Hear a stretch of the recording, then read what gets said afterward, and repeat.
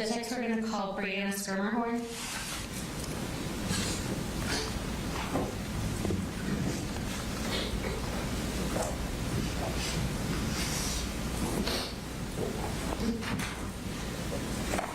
Then raise your right hand. Do you swear affirming testimony you're about to give in the matter now pending before the court is the truth, the whole truth, and nothing but the truth, so help you God? I do. All right, so go ahead, state your name and tell the judge what you want to know on Colin Gray 7. My name is Breanna Schermerhorn, and I am the mother of Mason Schermerhorn. I've spent countless sleepless nights asking myself how he ended up here. How my beautiful son Mason, a boy who should still have an entire lifetime ahead of him, is instead confined to an urn on my dresser and in a small heart around my neck that I wear every single day. And no parent should have to carry their child that way. Throughout his trial, I repeatedly heard Mr. Gray lean on the excuse that he was a newly single father.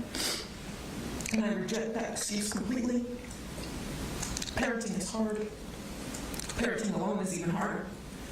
I know that because I lived it. I was a single teenage mother raising my daughter Liliana while I was still trying to grow up myself.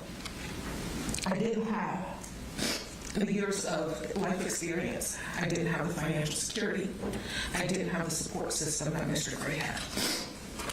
Every decision I made mattered because my child depended on me. Was I a perfect parent? Absolutely not. I struggled. I made mistakes. But there is a world of difference between struggling to parent and refusing to parent. Mr. Gray was not an overwhelmed teenager trying to figure life out. He was a grown man. He had years of experience, countless opportunities, and repeated warnings. He wasn't left guessing. He was told. He saw the warning signs. He heard about the disturbing behavior. He knew his son was in crisis. And instead,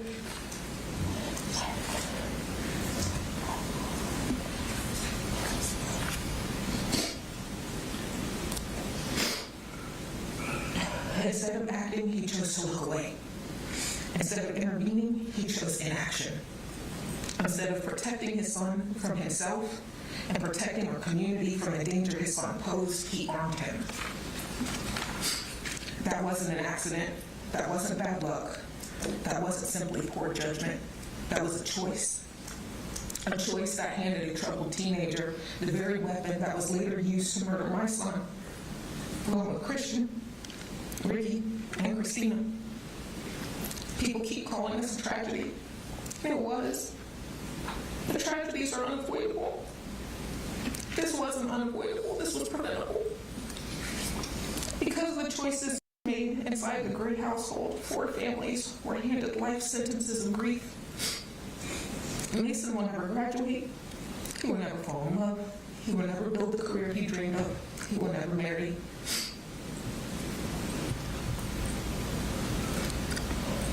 We will never hear his laugh outside old videos. We will never be able to wrap our arms around him again.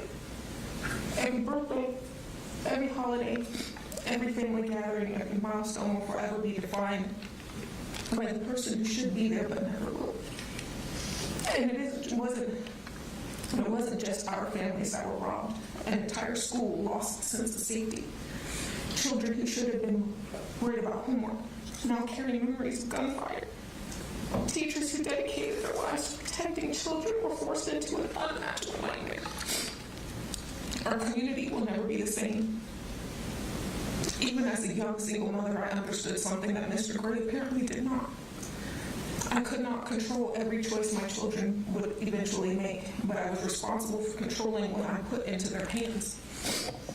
I was responsible for getting them to school, making sure they saw doctors when they needed help, protecting them from harm, even when that harm came from themselves. That is what parenting is. Parenting is not about convenience.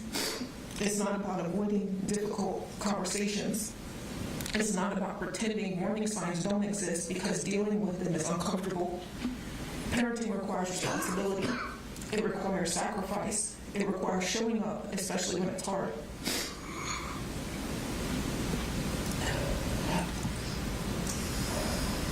I remained a single parent until I met my husband. I know exactly what that burden feels like. So when I hear Mr. Gray use a single parenthood to justify what happened, I don't hear an explanation, I hear an excuse. And excuses do not bring my son home. Mr. Gray had every opportunity to make different choices, every opportunity to be the parent his son desperately needed, and every opportunity to prevent what happened. Instead, my son died because of decisions made inside their home before anyone ever walked into Appalachia High School on September 4th, 2024. I carry the unimaginable weight of losing Mason every day. Nothing this court does today can bring him home to me. Nothing can give back Christian to his family, and nothing can restore Ricky or Christina to the people who love them. But I hope this court doesn't lose sight of the simple truth. Children depend on adults to make responsible decisions. When adults abandon that responsibility, innocent people pay the price. We pay with our children. Mason deserved better. Every student and every teacher who walked into that school deserved better. And while Mr. Gray will eventually leave the courtroom, I will never leave my sentence. I will spend the rest of my life carrying the unimaginable weight of the future that was stolen, not by fate, but by someone, not by some unforeseeable act, but by preventable decisions made by a father who chose not to be one that mattered most. Mr. Gray should not only live with what his son did, he should also live every single day with what he failed to do. And I will ask the court that his punishment fit the failures of his choices. Thank you. Thank you.